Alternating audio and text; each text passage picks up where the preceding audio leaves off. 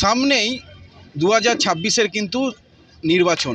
সেই নির্বাচনকে পাথেয় করে রাজ্য রাজনীতি কিন্তু এখন একটা তোলপাড়ের জায়গায়। একচুল জায়গা কেউ ছাড়ছে না, একচুল রাস্তাও কেউ ছাড়ছে না। ঠিক 2026-এর যে ভোট, সেই ভোট বিধানসভার ভোটকে পাথেয় করে বাগনানের বিভিন্ন জায়গায় তৃণমূল কংগ্রেস তারা কিন্তু যে প্রতিবাদ সভা, সেই প্রতিবাদ সভা কিন্তু তারা চালিয়ে যাচ্ছেন। তারই মধ্যে অন্যতম আজকের যে প্রতিবাদ সভা, যেহেতু আজ 25শে জানুয়ারি জাতীয় ভোটার দিবস, বাগনান কেন্দ্র তৃণমূল কংগ্রেসের ডাকে এসআইআরকে সামনে রেখে বিজেপির যে বাংলা দখলের যে একটা চেষ্টা, সেই বাংলা দখলের চেষ্টাকে পাথেয় করে আজকে কিন্তু এখানে একটি প্রতিবাদ সভা অনুষ্ঠিত হলো। এই প্রতিবাদ সভাতে উপস্থিত ছিলেন বাগনানের যিনি বিধায়ক অরুণাভ সেন। পাশাপাশি একটা জিনিস জানিয়ে রাখবো, তিনি কিন্তু সমস্ত এই প্রতিবাদ সভা থেকে গ্রাম পঞ্চায়েতের যে পঞ্চায়েত প্রধান যারা আছেন তাদেরকে একটাই বার্তা দিলেন, আপনারা আপনার এলাকায় নিজেদের মন্দির এবং মসজিদ পাহারা দিন। যতদিন না একটা সিসিটিভি আপনারা লাগাতে পারছেন ততদিন পর্যন্ত আপনারা এলাকার লোকেরা পালা ভাগ করে করে তারা মন্দিরকে পাহারা দিন।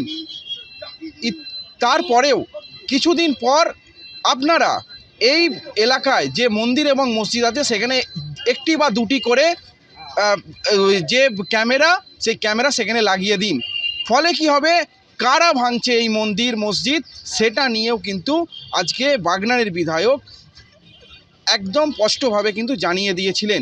পাশাপাশি একটা জিনিস জানিয়ে রাখবো, বাংলায় বিজেপির যে দখল করার যে একটা চেষ্টা চলছে সেই নিয়েও কিন্তু বাগনানের বিধায়ক কিন্তু সোচ্চার হয়েছেন। তিনি কিন্তু প্রতিবাদ দেখিয়েছেন, প্রতিবাদ করেছেন।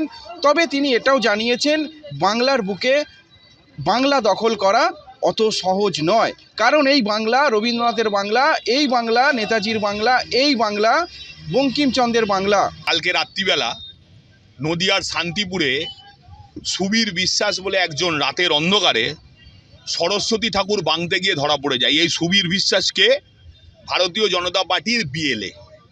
ভারতীয় জনতা পার্টি প্রতিটা নির্বাচনের ক্ষেত্রে অনেক রকম চক্রান্ত করেছে বাংলায় ক্ষমতায় আসার জন্য। এসআইআর দিয়ে মানুষকে হয়রানি করে ভেবেছিল ক্ষমতায় আসবে।